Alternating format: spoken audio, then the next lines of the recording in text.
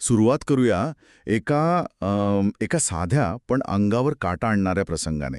समजा आपण रस्ता ओलांडतोय आणि अचानक एक भरधाव गाडी अगदी जवळून जाते. एका सेकंदाच्या आत काय होतं? साहजिकच आपले डोळे एकदम विस्फारतात. अगदी. हृदयाचे ठोके प्रचंड वाढतात, हाताला घाम फुटतो आणि शरीरात अचानक एवढी ताकद येते की आपण एका झटक्यात मागे उडी मारतो. जीव वाचतो. बरोबर. पण शांत झाल्यावर एक विचार मनात येतो की आपण स्वतःच्या मेंदूला हृदयाचे ठोके वाढव किंवा स्नायूंना ताकद दे असा जाणीवपूर्वक आदेश दिला होता का? नक्कीच नाही. नाही, हे सगळं खूप रिफ्लेक्सिव्ह असतं. हो ना. मग हे घडवून आणलं कोणी? आपल्या नकळत आपल्या आतमध्ये ही चक्र कोणी फिरवली? आजच्या या सखोल चर्चेत आपण याच अदृश्य आणि थक्क करणाऱ्या यंत्रणेचा वेध घेणार आहोत. नक्कीच. आज आपण ज्या विषयाच्या तळाशी जाणार आहोत तो विषय आहे ग्रंथी, म्हणजेच ज्याला आपण ग्लँड्स म्हणतो. आपण आज ज्या काही विशेष नोंदी आणि माहितीचा अभ्यास केलाय ना, त्यावरून आपण या छोट्या पण महत्त्वाच्या रासायनिक कारखान्यांचा अभ्यास करणार आहोत. हा विषय खरोखरच खूप गूढ आणि रंजक आहे. कारण आपण अनेकदा ग्रंथींबद्दल अगदी सहजपणे बोलतो. अरे, मला थायरॉइडचा त्रास आहे किंवा त्याला घामाच्या ग्रंथींचा काहीतरी आजार आहे असं आपण नेहमी ऐकतो. हो, अगदी कॉमन शब्द झालेत हे आजकाल. बरोबर. पण या ग्रंथी म्हणजे केवळ शरीराचे सुटे भाग नाहीत. आपण ज्या माहितीचा अभ्यास केलाय त्यावरून एक गोष्ट अगदी स्पष्ट होते की आपण आपले शरीर म्हणजे तसं पाहिलं तर आपण स्वतः चालवतच नाही आहोत. अच्छा, म्हणजे आपण नियंत्रणात नाही आहोत? नाही. आपल्या त्वचेच्या आत एक अत्यंत गुंतागुंतीचं रासायनिक कारखान्यांचं जाळं आहे, जे आपली शारीरिक वाढ, आपली पचनक्रिया आणि चक्क आपले विचार आणि भावना नियंत्रित करत आहे. हे समजून घेणं म्हणजे खऱ्या अर्थाने मानवी अस्तित्वाची कार्यपद्धती उलगडण्यासारखं आहे. चला, हे जरा सविस्तरपणे उलगडून बघूया. म्हणजे आपण जेव्हा ग्रंथी असा शब्द वापरतो तेव्हा त्याचं नक्की स्वरूप काय असतं? आपण जी माहिती वाचली त्यातील व्याख्येनुसार ग्रंथी म्हणजे शरीरातील विशिष्टीकृत पेशी किंवा ऊतकांचा असा समूह जो विशिष्ट रासायनिक द्रव्य तयार करतो. आता हे ऐकायला एखाद्या पाठ्यपुस्तकातील व्याख्येसारखं वाटतं. जर मला याची थोडी सोपी कल्पना करायची असेल तर ही ग्रंथी म्हणजे नक्की काय असते? आपण म्हणूया एखाद्या स्पेशलाइज्ड मॅन्युफॅक्चरिंग प्लांट किंवा विशेष कारखान्यासारखी असते का, ज्यांचं काम फक्त विशिष्ट रासायनिक प्रॉडक्ट्स तयार करणं आहे? स्पेशलाइज्ड मॅन्युफॅक्चरिंग प्लांट हे उदाहरण अगदी चपखल आहे. बघा, शरीरातील प्रत्येक अवयवाचं एक वेगळं काम असतं. हृदय रक्त पंप करतं, फुफ्फुसं ऑक्सिजन घेतात. बरोबर. पण ग्रंथी या अशा पेशींचा समूह असतात ज्यांचं एकमेव काम असतं रसायने तयार करणं आणि ती सोडणं. या रसायनांना आपण प्रामुख्याने स्राव किंवा जल सिक्रिशन्स म्हणतात तसं म्हणतो. Okay, secretions. पण इथे सर्वात लक्षवेधी गोष्ट कोणती असेल तर हे कारखाने केवळ पचन किंवा शारीरिक हालचाल नियंत्रित करत नाहीत. आपण जे वाचलं त्यात एक शब्द खूप महत्वाचा होता आणि तो म्हणजे मानसिक क्रिया. एक सेकंड थांबा. मानसिक क्रिया? हो, मानसिक क्रिया. म्हणजे माझा आनंद, माझं दुःख, माझी अचानक होणारी चिडचिड हे सगळं रसायनांवर अवलंबून आहे. मला नेहमी वाटायचं की भावना आणि विचार हे केवळ मेंदूचे आणि मनाचे खेळ आहेत.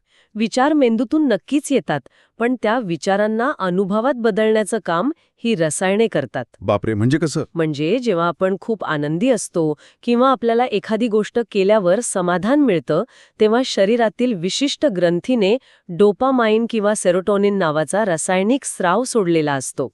अच्छा, म्हणजे ते फील गुड हॉर्मोन्स? अगदी बरोबर. हे स्राव प्रत्यक्ष द्रव पदार्थ असतात जे रक्तात मिसळतात. जर या ग्रंथींनी काम करणं थांबवलं तर भौतिक जगात कितीही चांगली गोष्ट घडली तरी आपल्याला आनंद जाणवणार नाही. थोडक्यात सांगायचं तर आपल्या मानसिक अवस्था पूर्णपणे या रासायनिक प्रॉडक्ट्सच्या उत्पादनावर अवलंबून आहेत. हे खरोखरच विचार करायला लावणार आहे. म्हणजे आपण जे काही अनुभवतो त्याचा थेट संबंध या रासायनिक कारखान्यांमधून बाहेर पडणाऱ्या स्रावांशी आहे. म्हणजे तसं पाहिलं तर आपण माणसांना रसायनांच्या चालत्या बोलत्या प्रतिक्रिया म्हणू शकतो, नाही का? हो, अगदी तसंच म्हणता येईल. पण मला इथे एक मोठा प्रश्न पडतोय. जर या कारखान्यांमध्ये ही अत्यंत महत्त्वाची रासायनिक द्रव्ये तयार होत आहेत तर ती शरीरात योग्य त्या जागी पोचवली कशी जातात? कारण शरीराचा आकार आणि विस्तार खूप मोठा आहे. पायाच्या अंगठ्यापासून ते डोक्याच्या केसांपर्यंत रसायने पोचवायची म्हणजे मोठी वितरण व्यवस्था हवीच ना. हाच तर निसर्गाचा चमत्कार आहे. या रसायनांच्या वितरणाचे 2 महामार्ग आहेत आणि यावरूनच ग्रंथींचे 2 मुख्य प्रकार पडतात. अच्छा, कोणते 2 प्रकार? पहिला प्रकार म्हणजे बाह्यस्रावी ग्रंथी किंवा ज्याला आपण एक्सोक्रीन ग्लँड्स म्हणतो. यांच्याकडे स्वतःची अशी एक अतिशय व्यवस्थित, बंदिस्त वितरण व्यवस्था असते. या ग्रंथींना स्वतःचे वाहिन्या किंवा डक्ट्स असतात. वाहिन्या म्हणजे एखाद्या खाजगी कुरिअर सर्व्हिस सारख्या आहेत का या, ज्यांचे स्वतःचे रस्ते किंवा पाईपलाईन आहेत, जिथून ते आपलं पॅकेज थेट ठरलेल्या पत्त्यावर पोहोचवतात? अगदी तसाच. सोप्या भाषेत सांगायचं तर त्यांच्याकडे स्वतःचे पाईप्स असतात. या पाईप्समधून तयार झालेलं रसायन थेट एका विशिष्ट ठिकाणी किंवा शरीराच्या बाहेर सोडलं जातं. म्हणजे नेमकं कुठे? उदाहरणार्थ अश्रुग्रंथी घ्या, म्हणजे लॅक्रिमल ग्लँड्स. तिथे अश्रू तयार होतात आणि एका छोट्या वाहिनीतून थेट डोळ्यांच्या कडांवर सोडले जातात. आत्ता समजलं. म्हणूनच घामग्रंथींमधून येणारा घाम थेट त्वचेवरच येतो, तो शरीरात इतरत्र फिरत नाही. बरोबर. आणि लाळ ग्रंथी लाळ तयार करतात आणि ती थेट एका पाईपमधून तोंडात सोडतात. यकृत जे पित्त तयार करतं तेही एका वाहिनीतून आतड्यांमध्ये पचनासाठी पाठवलं जातं. हे खूपच लॉजिकल आणि सोपं आहे. होय, हे सोप्पं आहे कारण मार्ग निश्चित आहेत, पण खरी गुंतागुंत आणि खरी जादू दुसऱ्या प्रकारात आहे. ओके. आणि तो प्रकार म्हणजे अंतःस्रावी ग्रंथी किंवा ज्याला एंडोक्रीन ग्लँड्स म्हणतात. जर आपण बाह्यस्रावी ग्रंथींना खाजगी कुरिअर सर्व्हिस म्हटलं, तर अंतःस्रावी ग्रंथींची काम करण्याची पद्धत थक्क करणारी आहे. असं काय करतात त्या? या ग्रंथींना डकलेस ग्लँड्स म्हटलं जातं, म्हणजेच यांच्याकडे स्वतःच्या वाहिन्या किंवा पाईप नसतात. 1 मिनिट, वाहिन्या नसतात. मग त्यांनी तयार केलेलं रसायन, ज्यांना आपण हॉर्मोन्स म्हणतो, ते शरीरात फिरतं कसं? ते ग्रंथींच्या जागीत साठून राहत नाही का? अजिबात नाही. त्या आपले तयार झालेले हॉर्मोन्स थेट मुख्य नदीत सोडून देतात. मुख्य नदी? कोणती आहे? तर आपला रक्तप्रवाह. अंतःस्रावी ग्रंथी त्यांचे हार्मोन्स थेट रक्तात मिसळतात. ओहो, म्हणजे थेट मुख्य नदीत आपले पॅकेजेस सोडून द्यायचे, जेणेकरून प्रवाहाबरोबर ते सर्वत्र पोहोचतील. पण हे असं का? स्वतःचा पाईप का नाही दिला निसर्गाने यांना? जर आपण याला अधिक व्यापक दृष्टिकोनातून पाहिलं, तर त्याचं कारण रक्ताचा वेग आणि त्याची व्याप्ती यात दडलंय. रक्त हे शरीरातील एकमेव माध्यम आहे जे प्रत्येक पेशीपर्यंत पोहोचतं. समजा शरीराची वाढ करायची आहे किंवा हाडांची लांबी वाढवायची आहे, तर केवळ एका हाताची किंवा पायाची वाढ करून चालणार नाही ना. बरोबर, ते वेडावाकडं दिसेल. हो ना. संपूर्ण शरीराला एकाच वेळी संदेश मिळायला हवा.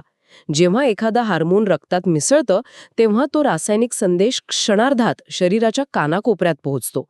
ज्या पेशींना त्या हार्मोनची गरज असते, त्या तो संदेश वाचतात आणि त्यानुसार काम करतात. म्हणजे ब्रॉडकास्ट केल्यासारखा. अगदी. यामुळेच हे हार्मोन्स वाढ, विकास आणि चयापचय यांसारख्या व्यापक प्रक्रियांवर एकाच वेळी नियंत्रण ठेवू शकतात. इथेच हा विषय खऱ्या अर्थाने अधिक रंजक बनतोय.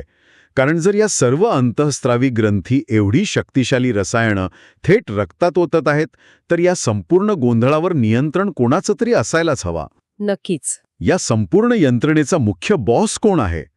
आपल्या नोंदींमध्ये मस्तिष्क ग्रंथी म्हणजे पिच्युटरी ग्लँड आणि कंठस्थ ग्रंथी म्हणजे थायरॉइड ग्लँड या 2 नावांचा अत्यंत महत्त्वाचा उल्लेख आहे. या मस्तिष्क ग्रंथीचं काम काय आहे? मस्तिष्क ग्रंथीला खऱ्या अर्थाने या संपूर्ण अंतःस्रावी यंत्रणेची सीईओ किंवा मास्टर ग्लँड म्हणता येईल.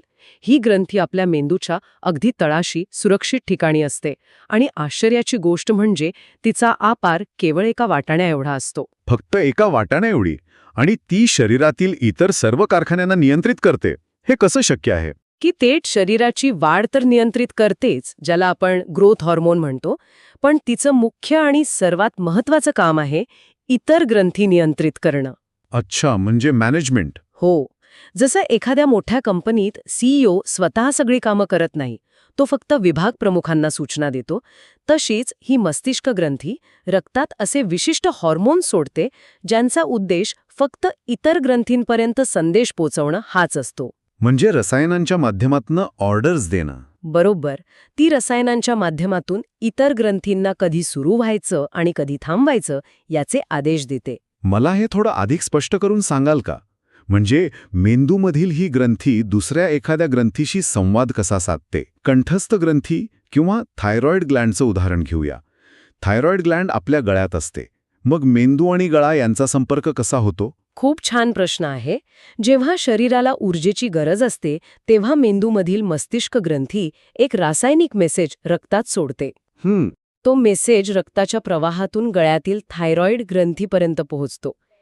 तो मेसेज मिळताच थायरॉइड ग्रंथी कामाला लागते आणि थायरॉक्सिन नावाचं स्वतःचा हार्मोन तयार करून रक्तात सोडायला सुरुवात करते. अरे वा, हे तर एखाद्या वायरलेस कम्युनिकेशन सिस्टमसारखं आहे. एका केमिकलने दुसऱ्या केमिकलला ट्रिगर केलं. आणि या थायरॉक्सिन हॉर्मोनचं नक्की काम काय असतं? नोंदींमध्ये याचा संबंध चयापचय दर किंवा मेटाबॉलिझम नियंत्रित करण्याशी जोडला आहे. पण मेटाबॉलिझम म्हणजे नक्की काय?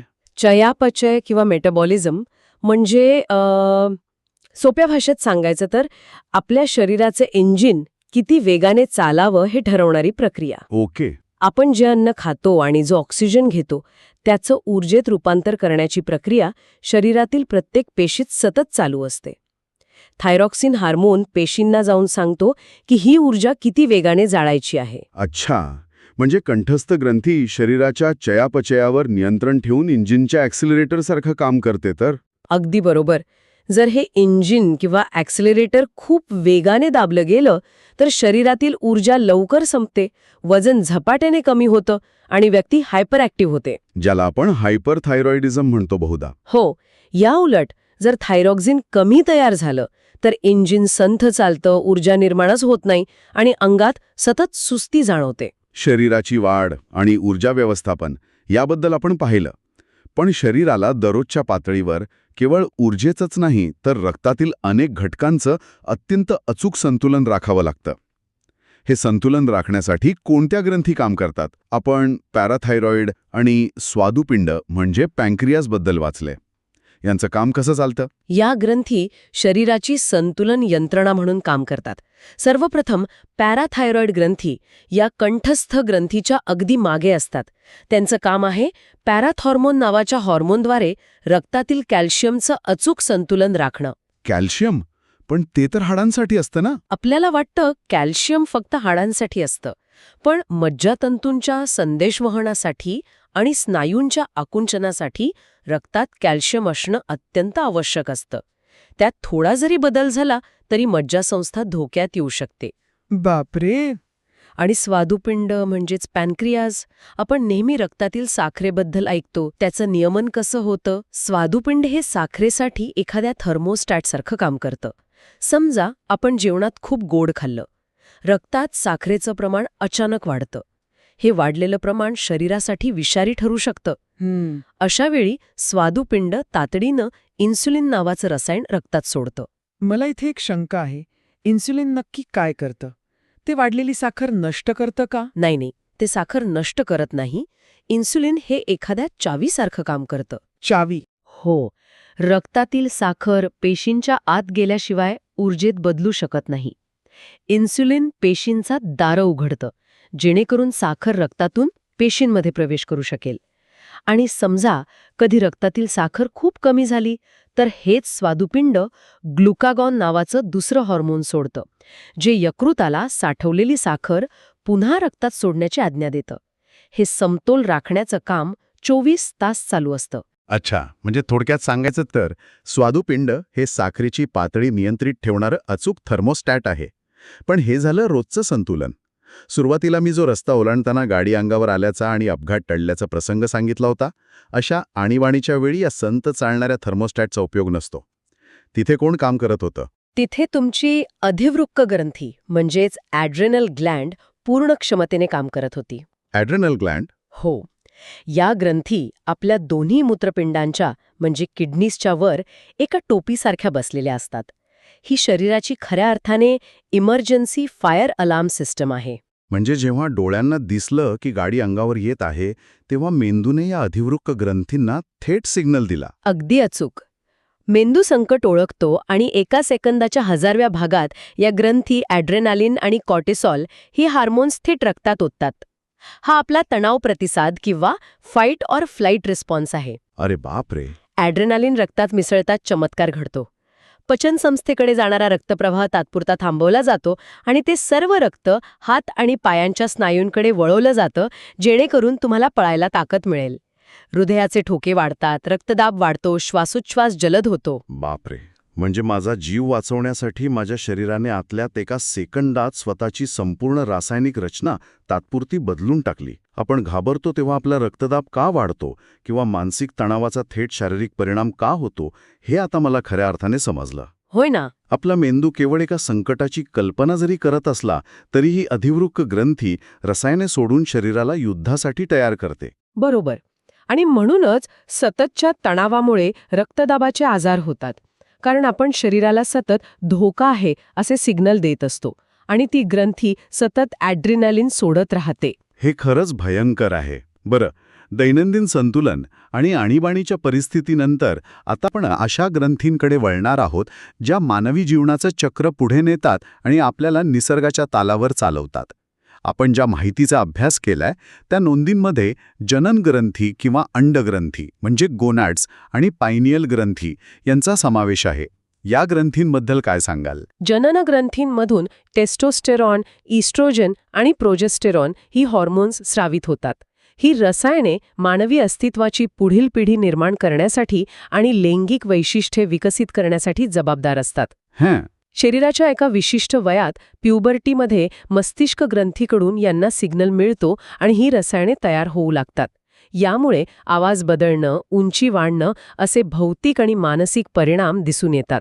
हा मानवी जीवनाचा एक मोठा टप्पा असतो. आणि या यादीतील शेवटची पण मला वैयक्तिकरित्या अत्यंत कुतूहल निर्माण करणारी ग्रंथी म्हणजे पायनियल ग्रंथी. आपण वाचलं की ही ग्रंथी झोप आणि जागेपणाचं चक्र नियंत्रित करते. पण झोप तर आपल्याला थकव्यामुळे येते ना, तिथे या ग्रंथीचा काय संबंध? इथे जैविक घड्याळ किंवा बायोलॉजिकल क्लॉक ही संकल्पना समजून घेणं आवश्यक आहे. पायनियल ग्रंथी ही मेंदूच्या अगदी मध्यभागी असते आणि ती मेलॅटोनिन नावाचा हार्मोन स्रावित करते. निसर्गाने आपल्या मेंदूत एक अद्भुत रचना केली आहे. पायनियल ग्रंथी प्रकाशाला अत्यंत संवेदनशील असते. एक सेकंड, पण ती तर मेंदूच्या आत असते ना, मग ती प्रकाश कसा पाहते? तिथे तर अंधारच असेल. हो, ती स्वतः प्रकाश पाहत नाही. आपले डोळे प्रकाश पाहतात आणि तो संदेश मेंदूपर्यंत पोहोचवतात. जेव्हा बाहेरील वातावरणात सूर्य मावळतो आणि अंधार पडू लागतो तेव्हा डोळे मेंदूला सांगतात की प्रकाश कमी झाला आहे. अच्छा. हा नैसर्गिक बदल मेंदू पायनियल ग्रंथीला सांगतो आणि ती ग्रंथी रक्तात मेलॅटोनिन सोडायला सुरुवात करते. मेलॅटोनिनचं प्रमाण रक्तात वाढलं की शरीराचं तापमान कमी होतं, स्नायू शिथिल होतात आणि आपल्याला झोप येऊ लागते. म्हणजे अंधार पडला की मेलाटोनिनचा नळ चालू होतो. आणि सकाळी काय होतं? सूर्योदय झाल्यावर प्रकाश डोळ्यांवर पडताच हा संदेश पुन्हा मेंदूकडे जातो आणि मेलॅटोनिनचा नळ लगेच बंद केला जातो. रक्तातून ते रसायन कमी झालं की आपण नैसर्गिकरित्या जागे होतो. या ग्रंथीचं मर्मच हेच आहे की ती आपल्याला निसर्गाशी आणि पृथ्वीच्या फिरण्यामुळे होणाऱ्या प्रकाश अंधाराच्या नैसर्गिक चक्राशी घट्ट जोडून ठेवते. हे सर्व ऐकल्यानंतर खरोखरच अवाक व्हायला होतं. पायनियल ग्रंथीमधून स्रवणारं एकच रासायनिक द्रव्य आपण जागे राहणार की झोटणार हे ठरवतं. प्रकाश आणि अंधार या गोष्टींना आपला मेंदू एका रसायनात बदलतो. हो ना, निसर्गाची करामत आहे ही. आजच्या या चर्चेचा थोडक्यात आढावा घ्यायचा तर आपण काय काय पाहिलं? आपण विशेषीकृत ऊतकांच्या साध्या व्याख्येपासून सुरुवात केली. त्यानंतर घाम आणि अश्रूंसारख्या बाह्यस्रावी ग्रंथी ज्यांचे स्वतःचे पाईप्स असतात ते पाहिलं. आणि मग अंतःस्रावी ग्रंथी ज्या मुख्य नदीत म्हणजे रक्तात रसायने ओततात त्यांचा प्रवास अनुभवला. अगदी बरोबर. आपण मस्तिष्क ग्रंथीसारखा सीईओ पाहिला जो सर्वांना ऑर्डर्स देतो, कंठस्थ ग्रंथीसारखं इंजिन पाहिलं जे चयापचय नियंत्रित करतं, बरोबर, साखरेचं संतुलन ठेवणारं स्वादुपिंडासारखं थर्मोस्टॅट आणि जीव वाचवणारी आणीबाणीची अधिवृक्क ग्रंथीही समजून घेतली. या अवाढव्य आणि अत्यंत अचूक नेटवर्कचा आपण कसा वेध घेतला हे खरोखरच थक्क करणार आहे. या संपूर्ण चर्चेतून मला एक खूप मोठा आहा मोमेंट मिळालाय. तो म्हणजे आपण नेहमी विचार करतो की आपण स्वतःला चालवत आहोत. आपलं शरीर आपल्या नियंत्रणात आहे असं आपल्याला वाटतं, पण प्रत्यक्षात आपल्या आत एक स्वयंचलित 24 तास चालणारं अत्यंत गुंतागुंतीचं रासायनिक नेटवर्क आहे जे हे सर्व अतिशय अचूकपणे सांभाळत असतं. आपण फक्त त्या यंत्रणेचे प्रवासी आहोत. अगदी 100% खरंय. आपण केवळ प्रवासी आहोत आणि हे शरीर लाखो वर्षांच्या उत्क्रांतीतून तयार झालेला एक परिपूर्ण वाहन आहे. आणि याच प्रवासाबद्दल विचार करताना या माहितीच्या आधारे माझ्या मनात एक विचार येतोय जो मला खरोखरच अस्वस्थ करतोय. काय विचार? आपण आत्ताच पाहिलं की आपली पायनियल ग्रंथी अंधार पडल्यावर झोपेचं रसायन सोडते आणि आपली अधिवृक्क ग्रंथी धोक्याच्या वेळी तणावाचं रसायन सोडते. पण आजच्या आधुनिक जगाकडे पहा. रात्री 12-1 वाजेपर्यंत आपण मोबाईलच्या किंवा लॅपटॉपच्या लखलखीत कृत्रिम प्रकाशात बसलेलो असतो. अरे हो, ब्ल्यू लाईट. हो, आणि ऑफिस, ट्रॅफिक किंवा जीवनातील धावपळीमुळे माणसावर सतत अखंड तणाव असतोय. यामुळे आपल्या मूळ रचनेवरच आघात होतोय ना? नक्कीच. आपण रात्रीच्या कृत्रिम प्रकाशाने पायनियल ग्रंथीला मूर्ख बनवत आहोत. तिला वाटतं अजूनही दिवसच आहे. बरोबर. आणि सततच्या तणावामुळे अधिवृक्क ग्रंथीला वाटत राहतं की आपण सतत एखाद्या भरधाव गाडीसमोर उभे आहोत. त्यामुळे ती सतत ॲड्रेनालिन सोडत राहते. विचार करण्यासारखी गोष्ट ही आहे की आजच्या या जीवनशैलीमुळे आपण नकळतपणे या लाखो वर्ष जुन्या अंतःस्रावी यंत्रणेच्या मूळ सेटिंग्ज कायमच्या बिघडवत तर नाही आहोत ना? हा प्रश्न खरोखरच खूप गंभीर आहे. हो ना? हा प्रश्न खरोखरच विचार करायला लावणारा आहे आणि यावर नक्की विचार करूया आपण सगळे. मानवजातीला आणि आपल्या स्वतःच्या शरीराला समजून घेण्याच्या या रोमांचक प्रवासात आज आपण एका अदृश्य पण शक्तिशाली जगाची ओळख करून घेतली. हे रासायनिक जग समजून घेणं हा एक विलक्षण अनुभव होता. असाच एखाद्या नव्या शोधासह पुन्हा भेटूया.